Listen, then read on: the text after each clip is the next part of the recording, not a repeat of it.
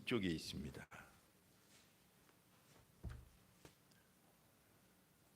역대하 13장 13절에서 18절까지 한 소리로 받들어 읽겠습니다. 여로보암이 유다의 뒤를 둘러 복병하였으므로 그 앞에는 이스라엘 사람들이 있고 그 뒤에는 복병이 있는지라. 유다 사람이 뒤를 돌아보고 자기 앞뒤에 적병으로 말미암아 여호와께 부르짖고 제사장들은 나팔을 부니라. 유다 사람이 소리 지름에 유다 사람이 소리 지를 때에 하나님이 여로보암과 온 이스라엘을 아비야와 유다 앞에서 치시니 이스라엘 자손이 유다 앞에서 도망하는지라.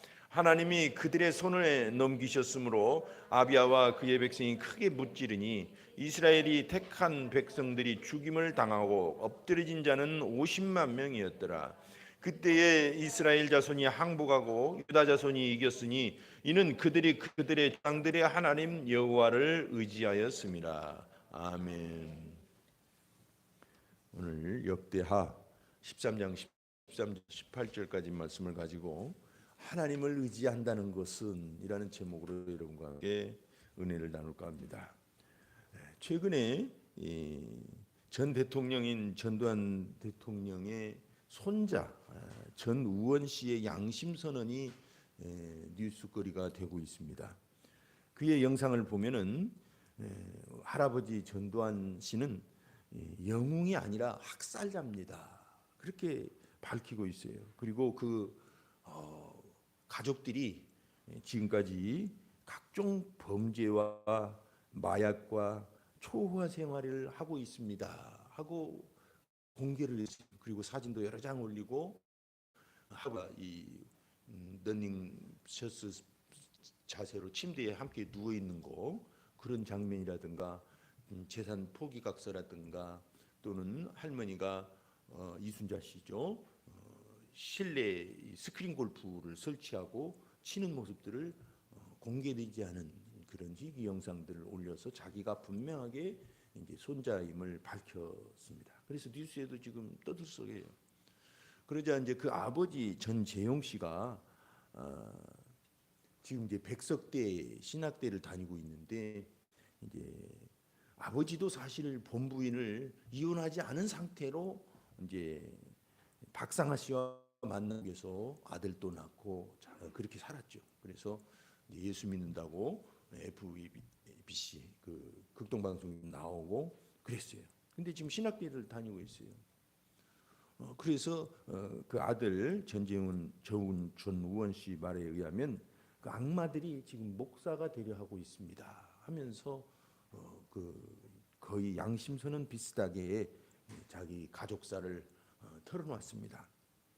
그래서 그리고 또 5.18 광주 학살을 통해서 많은 사람들을 죽이고 비자금을 듣자 하면 한 2조 원을 조성했다고 그래요. 그래서 뇌물수수 등 혐의로 무기징역과 함께 추징금 2,205억 원을 선고받았죠. 근데 지금도 한 900억 이상을 못 받고 있어요. 어쨌든 이 손자대에 이르러서 그래도 양심 있는 선언이 나온 거예요. 그 아들 전재용 씨도 그의 진정한 참회가 없이 자기의 삶을 청산하지 않고 신학대를 갔다는 게 조금은 우려됩니다. 목사로서. 그래서 제 친구가 그 대학의 교수로 있기 때문에 빡세게 좀 굴려라 그렇게 지금 문자를 보내놨는데 여러분 그래도 그나마 손자 때에 양심가가 나왔다는 게 피폐된 상태로 나왔다고요. 영상에 그 나왔다는 게 조금은 희망이 있고 참 다행이다라는 생각을 해봐요. 오늘 본문은 솔로몬의 손자 이야기입니다. 아비야의 이야기예요. 우리가 알다시피 솔로몬 때에 이제 우상 숭배를 아주 극심하게 해가지고 하나님께서 그만 이스라엘을 남북으로 이렇게 잘라놓고 맙니다. 그래서 10개 지파, 대다수의 지파를 북왕국 이스라엘로 떼어내시고 여로보암이라고 하는 그 솔로몬의 신복에게 떠넘기셔요. 근데 이 여로보암이 그 하나님의 은혜를 입었으면 그 솔로몬의 죄 때문에 어떻게 보면 왕이 됐잖아요. 더 큰 나라로. 그러면 하나님을 잘 섬겼어야 되는데 처음부터 우상 숭배를 아주 극악무도하게 합니다. 그래서 두고두고 하나님께서 여로보암의 죄를 문제 삼으시거든요. 대대로. 근데 남왕국 르호보암, 솔로몬의 아들입니다. 르호보암도 처음엔 잘하다가 한 3, 4년 하나님을 잘 섬긴 듯 하다가 그만 이스라엘, 북왕국 이스라엘을 본받아서 굉장한 우상 숭배에 또 빠져요. 그래서 징벌을 하셨는데 바로 애굽 이집트 왕 시삭을 보내십니다. 그래서 시삭이 와가지고 성전 왕궁에 있었던 그 엄청난 보물들을 싹 가져가 버려요. 솔로몬 때 엄청으로 쌓아놨었잖아요. 그리고 이 솔로몬 때 만들었던 금 방패도 그냥 전부 약탈해가 버립니다. 그러고 나니까 이제 왕이 어디 행차할 때는 동으로 만든 이 방패를 들려서 경호를 하게끔 그렇게 했던 것입니다.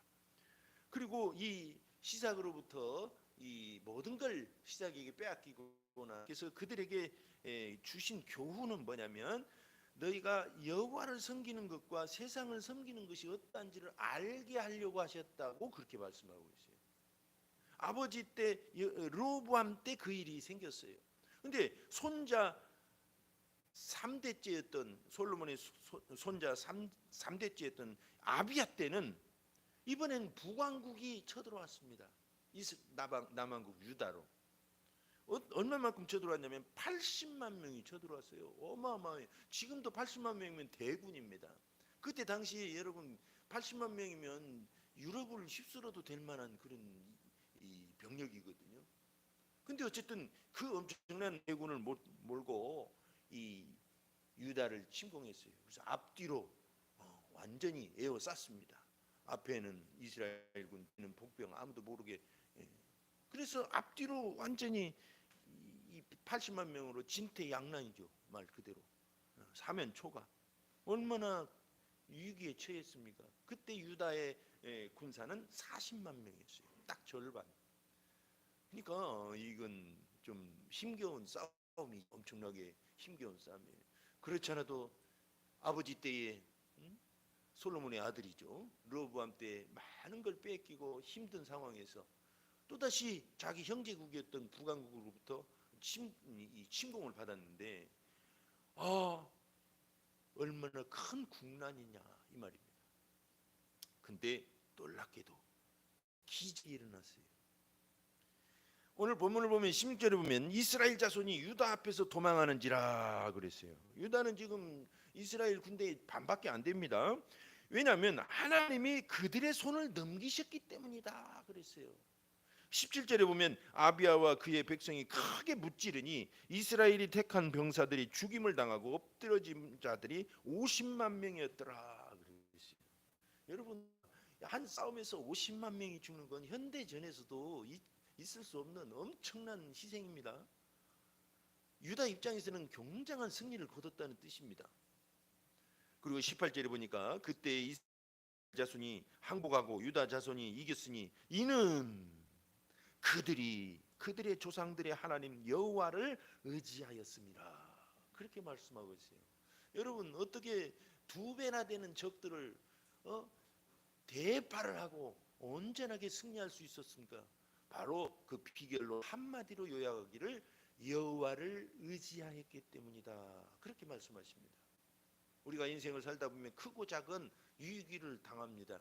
그것이 인간관계일 수도 있고 가정의 문제일 수도 있고 사업의 건강의 문제 여러 가지 문제가 있을 수 있어요. 어쨌든 내 능력을 초과하는 내 능력의 몇 배가 되는 위기를 당할 수가 있다 이겁니다. 그때 우리는 어떻게 크게 이길 수 있습니까? 이겨도 어떻게 정말 남보란 듯이 크게 이길 수 있습니까? 그 비결을 오늘 말씀하시기를 여호와를 의지하는 것이다 라고 말씀하고 있어요.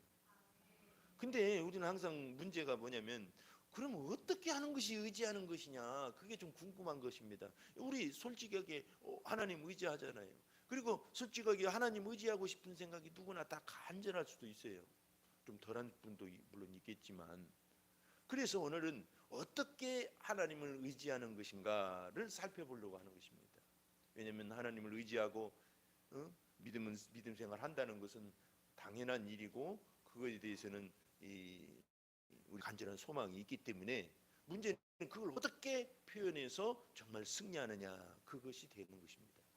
그래서 오늘 제목을 하나님을 의지한다는 것은 이라고 여러분과 함께 정해 본 것입니다.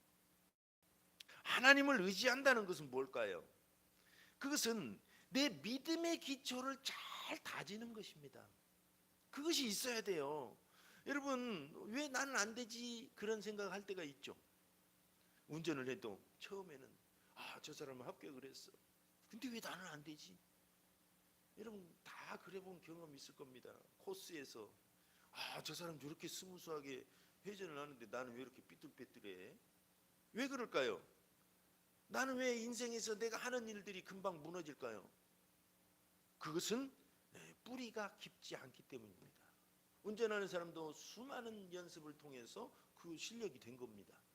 공식을 외우고 시뮬레이션을 돌리고 하면서 그렇게 기초가 다져진 거예요. 그래서 인생에도 뿌리 깊은 나무는 흔들리지 않습니다. 그래서 그런 것처럼 성경에서도 이 믿음의 기초를 굉장히 강조하고 있습니다. 그 기초가 든든해야 어떤 어려움도 이겨나간다는 겁니다. 그래서 마태복음 7장을 보면 반석 이야기가 나오잖아요. 예수님이 팔복에 대해서 그 산상수훈을 쭉 얘기하시고, 그리고 마지막에 하신 말씀이 뭐예요? 이 말씀을 듣고 행하는 자는 반석 위에 지은 집과 같다 그랬어요. 그러면 어떤 풍랑이 와도 흔들리지 않는다 이거예요. 그 풍랑이라는 것은 곧 인생의 어려움일 수도 있고, 건강의 문제일 수도 있고, 인간관계의 문제일 수도 있고, 심지어는 이단의 문제일 수도 있습니다. 그러나 흔들리지 않는다. 그것이 예수님의 약속인 것입니다. 또 뿐만 아니라 이 마태복음 13장을 보면 뿌리가 깊지 않은 싹에 대해서도 나오잖아요. 그래서 뿌리가 깊어야 된다는 것입니다. 그리고 성경은 또 우리에게 요청하시기를 심지가 곧은 백성이 복이 있다고 말씀하십니다. 그래서 우리는 이 기초를 튼튼히 세우는 그런 신앙인이 되어야 된다는 것입니다. 오늘 아비야를 보면은 기초가 튼튼한 믿음의 사람이었다는 걸 알 수 있어요. 이 앞부분 역대하 13장 4절에서 12절까지 보면 그 80명의 대군이 쳐들어왔을 때 산 꼭대기에 올라가지고 아비야가 그 적군을 향해서 일장 연설을 합니다. 아주 큰 소리로 연설을 해요. 4절을 볼 것 같으면 오늘 본문은 아니지만 앞부분입니다. 바로 앞부분에 아비야가 에브라임 산중 스마라임 산 위에 서서 이르되 여로보암과 이스라엘 무리들아 다 들으라. 일장 연설을 했어요. 그 내용은 뭐냐면 간단하게 말하면 왜 너희는 소금 언약을 버리고 하나님과의 그 굳은 언약을 버리고 다윗과 솔로몬이 그렇게 굳게 세웠던 이 왕도를 무시하고 쳐들어오냐 이거예요. 첫 번째로는. 두 번째로는 왜 여로보암 당신은 남봉꾼과 잡배들을 소집해 가지고 우리 아버지 어린 르호보암을 끄덕여 가지고 반란을 일으켜 가지고 나라를 세웠고 당신들 반란군이다 이거예요. 반란군이다. 세 번째로는 그것도 모자라서 이스라엘의 우상을 도입해 가지고 이렇게 하냐? 이스라엘 여로보암 말이죠. 북왕국 여로보암이 원래는 율법이 아주 엄하게 정하기를 레위인 중에 제사장을 뽑게 했잖아요.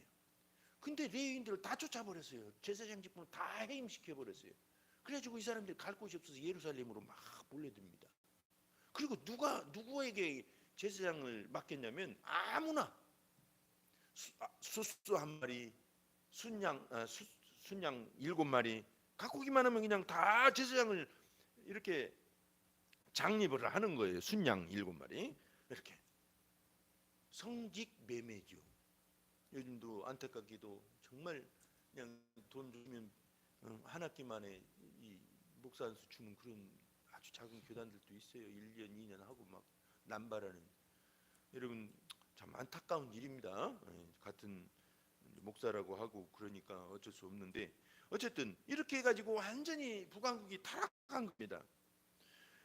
그러나 우리는 어떻게 하느냐? 남왕국 이스라엘은 남왕국 유다는 11절 이하에 나옵니다. 매일 아침 저녁으로 여호와 앞에 번제를 드리며 분향하며 또 깨끗한 상에 진설병을 놓고 또 금 등잔대가 있어 그 등에 저녁마다 불을 켜나니 우리는 우리 하나님 여호와의 계명을 지키나 너희는 그를 배반하였느니라.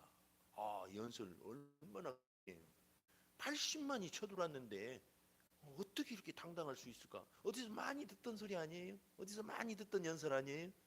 바로 그 증조부 다윗 왕의 연설 속에서 나온 것입니다.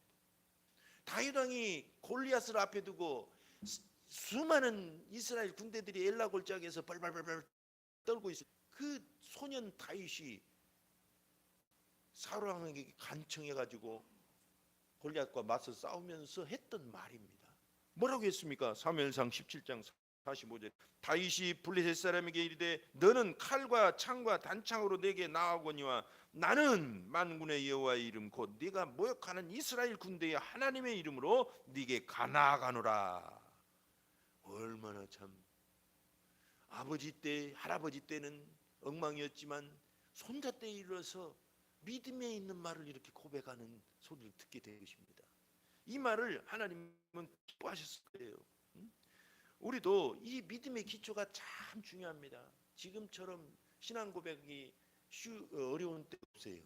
누가 뭐 교회 다닌다고 핍박하진 않지만 이렇게 과학이 발달되고 하나님 없이도 살만한 세상이 세상처럼 보이잖아요. 어떻게 보면. 그러니까 이때일수록 창조주 하나님에 대한 신앙 고백과 또 이 과학 시대를 살아갈지라도 창조주 하나님을 굳게 붙드는 그런 신앙이 얼마나 귀중하고 소중한지 몰라요. 이게 믿음의 기초인 것입니다. 그래서 심지가 견고한 신앙인의 가문은 결코 쉽게 무너지지 않습니다.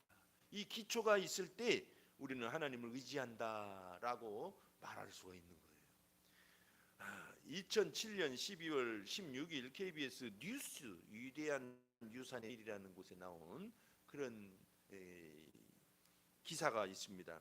내용은 뭐냐면 그 미국의 매사추세츠라고 그 유명한 대학이 있는 그 공과대학이 있는 그 도시 그 주의 소도시 노드댐프턴이라고 하는 도시에 유명한 어떤 목사님을 취재를 한 거예요. 그 사람은 1703년에서 1758년까지 이미 2세기 전 사람인데 바로 조나단 에드워드라고 하는 분에 대한 기사였습니다. 특파원이 계속 이렇게 이제 보도하기를 그 사람은 이제 기독교 가정에서 성장하고요. 또 영적 대각성 운동의 아주 주역이었었는데 신학자이자 또한 사상가였어요. 그래서 그 사람의 가문들을 취재를 한 겁니다. 그 후대가들이 어떻게 살고 있는가. 8대에 걸쳐서 자손들이 1390명 정도가 됐는데 부통령이 1명, 부지사가 3명, 주지사가 3명, 대학 총장이 10명, 600만 명 이상 되는 대도시 시장이 3명, 장차관급 82명, 변호사 149명, 판검사 48명, 목사, 선교사, 신학자 116명, 의사 68명, 교수 65, 세계적 사업가 75명, 뛰어난 발명가 25명. 아주 그 자손들이 세상에 탁월한 빛을 내고 있다는 것을 그 뉴스에서 그렇게 직접 취재해서 방영을 했습니다. 여러분, 뿌리가 깊은 이 가문은 자자손손 복을 받게 돼 있습니다. 개인도 복을 받게 돼 있습니다. 그래서 성경은 말합니다. 신명기 5장 10절에 나를 사랑하고 내 계명을 지키는 자에게는 천대까지 은혜를 베푸느니라. 아멘. 그래서 저와 여러분이 어쨌든 이 믿음의 1대가 되었든 2대가 되었든 3대가 되었든 우리가 믿음의 기초를 잘 다지고 뿌리가 깊은 신앙의 가문을 열어갈 것을 결심해 보는 것입니다. 두 번째로는 어떻게 하는 것이 하나님을 의지하는 것일까요? 여호와께 부르짖어야 되는 것입니다. 요즘은 ARS, AI 이런 이제 자동응답 시스템들이 많이 발달돼 있어요. 우리 교회도 카카오톡이나 또 이 네이버 그 ARS 이용하죠. 딱 저 달력에 나온 번호 ARS 번호 하면 컴퓨터에서 응답을 해줍니다. 그렇게 이렇게 간단한 응답이지만 카카오톡 우리 채널도 이렇게 간단한 응답 메뉴가 있어요. 근데 이미 그것은 무료로 제공하는 아주 간단한 시스템이고 지금은 엄청나게 발달되어 있어요. 그래서 네이버에서도 클로바 에이콜이라고 하는 것은 아주 뭐 탁월한 그 상담 기능을 하고, 그래서 마치 진짜 친절하고 전문적인 상담가에게 상담을 받는 것처럼 이 컴퓨터가 응답을 해주는 겁니다. 요즘 뉴스에 보셨나요? 마이크로소프트 윈도우 만들고 오피스 만든 그 회사, 거기에서 챗 GPT라고 하는 그 AI를 제공하기 시작했는데 논란이 되고 있어요. 얼마나 탁월한지 몰라요. 곧 여러분들 그 파워포인트나 이런 거 만들 때 올 하반기 되면 이 AI가 만들 수 있도록 몇 초 안에 그냥 탁월한 문서들을 만들도록 해주겠다는 것입니다. 그래서 마케팅에도 지금 막 탁월하게 쓰고 기업 마케팅을 상담하고 있어요. 이 AI가 인공지능이. 그래서 저도 궁금합니다. 하나님의 약속은 분명히 정해져 있고 우리의 믿음에 대해서 어떻게 하라고 성경은 가르쳐주고 있는데 그대로 하면 다 돼야 되는데 왜 안 될까? 저는 평생 그 고민을 했었거든요. 자동 판매기처럼 내가 뭔가를 하나님께 이렇게 신호를 보내면 자동으로 이렇게 딱 되는 그런 그런 신앙이 왜 안 되지? 나는 왜 뭐가 문제인가? 근데 제가 발견한 게 바로 이겁니다. 하나님은 주권자이시고 살아계신 분입니다. 그래서 자동 응답기처럼 그렇게 응답하시는 분이 아니에요. 하나님은 그분께 가까이 나가서 마음을 털어놓고 부르짖는 자에게 응답하시는 분입니다. 이건 완전히 AI하고는 관계가 없어요. 거리가 멀어요. 우리 신앙의 체질을 바꾸려면 바로 이것을 배워야 돼요. 오늘 본문 14절 보면 유다 사람이 뒤를 돌아보고 자기 앞뒤의 적병으로 말미암아 여호와께 부르짖고 그랬어요. 제사장들은 나팔을 부니라. 여기서 부르짖다는 단어를 원어로 찾아보니까 소리를 치다는 뜻도 있고 도움을 청한다는 뜻이 있어요. 크게 막 외치는 소리를 바로 이렇게 도움을 구하면서 하나님께. 여러분, 백성이 부르짖었기 때문에 기적이 일어났다는 것입니다. 가만히 하나님의 약속, 신앙 고백을 제대로 했다고 해서 되는 게 아니라 부르짖었다는 거예요. 여러분, 그러니까 신앙인들이 이 단계를 넘어서지 못하면 가끔 의욕을 품고 오해할 수 있어요. 정말 열심히 있고 바르게 태도를 보이고 하나님을 섬기지만 때로는 응답이 안 될 때가 많거든요. 그 중에 상당수가 차이가 있습니다. 여러분의 바른 자세 참 좋아요. 하나님 앞에서. 그러나 부르짖지 않으면 하나님은 응답하시지 않습니다. 왜냐하면 그분은 살아계신 분이고 주권자이시기 때문에 그래요. 저절로 그냥 다 되는 게 아니라 그분의 주권, 사인이 있어야 돼요. 제가가 있어야 돼요. 그러려면 우리의 부르짖음이 필요한 것입니다. 그래서 구하라! 그래야면 주실 것이오라고 말씀하시잖아요. 할렐루야! 우리 신앙의 체질을 바꿔야 됩니다. 간혹 신앙인들이 오해하거든요. 우리 교회 말고. 저도 상당히 오랫동안 오해했기 때문에 여러분에게 말을 하는 것입니다. 여러분, 저절로 되는 거 아닙니다. 약속은 저절로 이루어지는 거 아닙니다. 가끔 우스갯소리로 얘기 제가 하잖아요. 입을 벌리고 가만 홍시 밑에 있으면 뭐만 떨어진다? 새똥만 떨어져요.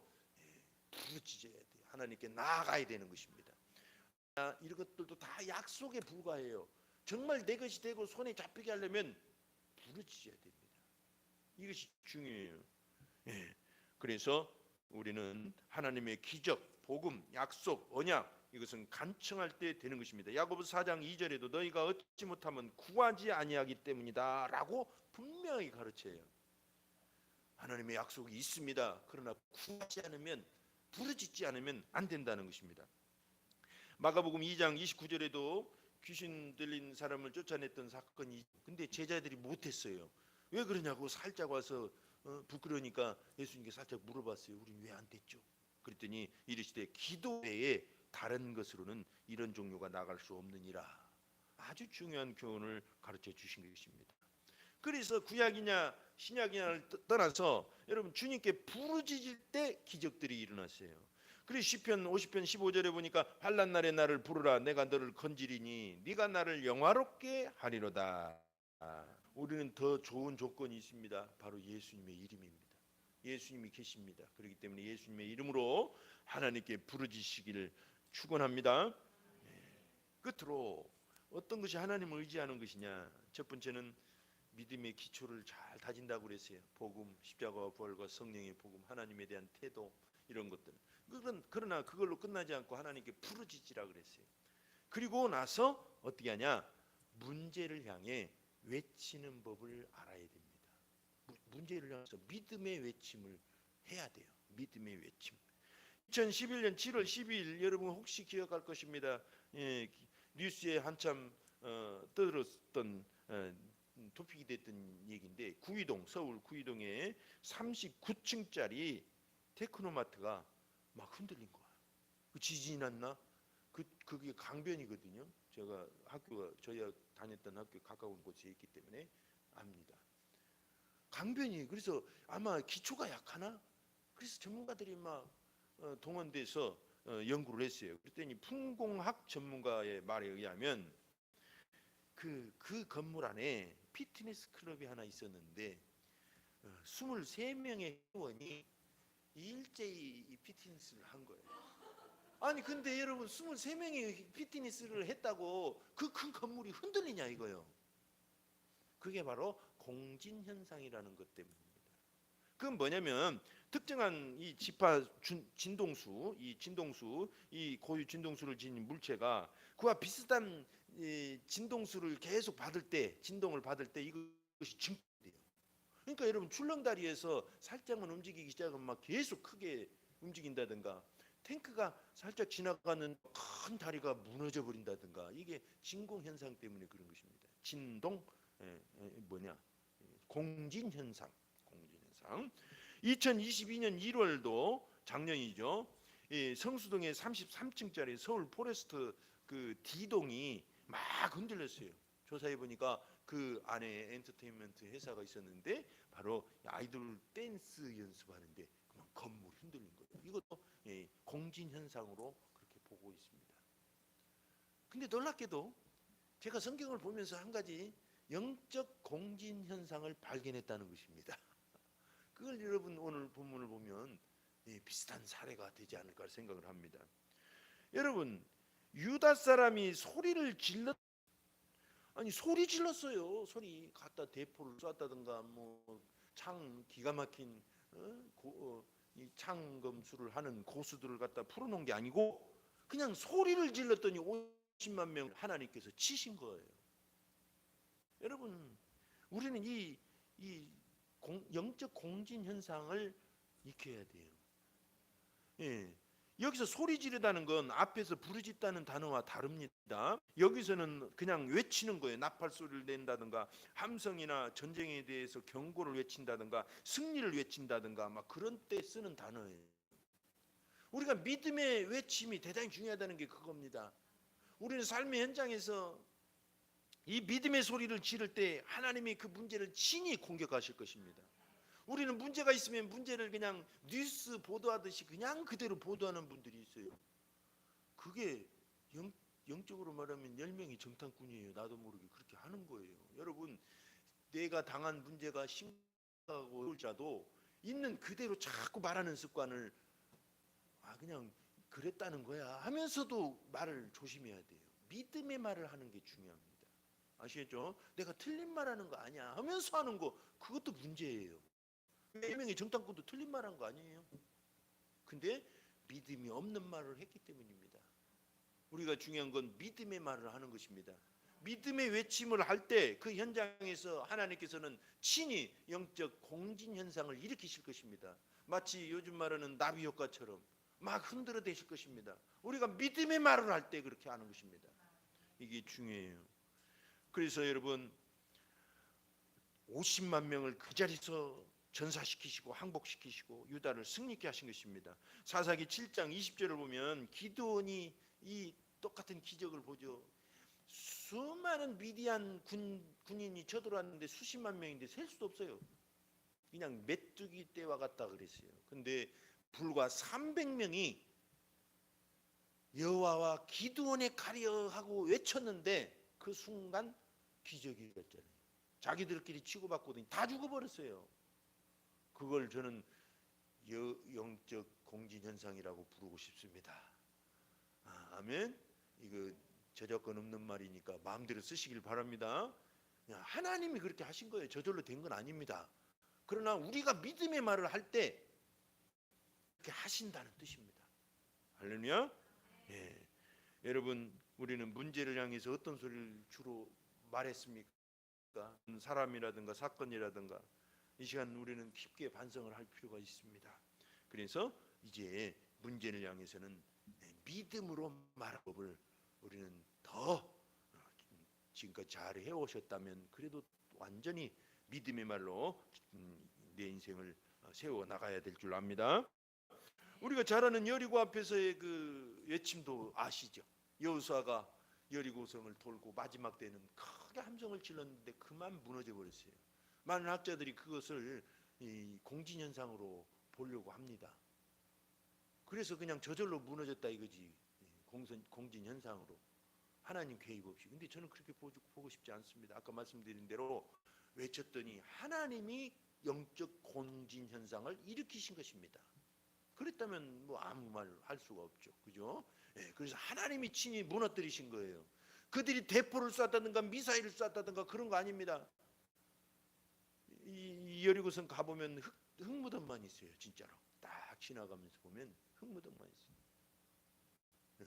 놀라운 거예요. 수천 년이 지났지만 누구도 거기다가 다시 세우지 못할 거라는 저주를 내렸잖아요. 그래서 그렇게 된 것입니다. 여러분, 우리는 문제 앞에서 믿음으로 외치는 그런 성도들이 되기를 다시 한번 결심하는 것입니다. 이렇게 하나님을 의지하는 거예요. 의지한다고 우리는 하지만 모르기 때문에 때로는 당황할 때가 있어요. 어떻게 의지하는 것인가. 그런데 오늘 말씀처럼 믿음의 기초가 우리가 늘 말하는 십자가와 부활과 성령의 믿음, 거기에다가 하나님께 부르짖는 법을 찾고 또 기적이 일어날 것입니다. 내 앞에 문제가 몇 배의 문제일지 모르지만 레위기 26장 8절에 보면 또 너희 다섯이 백을 쫓고 너희 백이 만을 쫓으리니 너희 대적들이 너희 앞에서 칼에 엎드려질 것이며. 기도하겠습니다. 이 시간 한번 기도할 때 하나님, 우리는 약속을 믿습니다. 그리고 우리 교회는 하나님을 향해 바른 태도를 가지려고 하는 정말 좋은 믿음의 문화가 있고 여러분들의 자세가 있습니다. 하지만 오늘 말씀처럼 부르짖고 또 문제를 향해서는 믿음의 말을 하는 것은 조금 더 우리가 힘써야 될 줄로 압니다. 이 시간 한번 기도합시다. 하나님 아버지여, 감사합니다. 우리가 하나님을 의지한다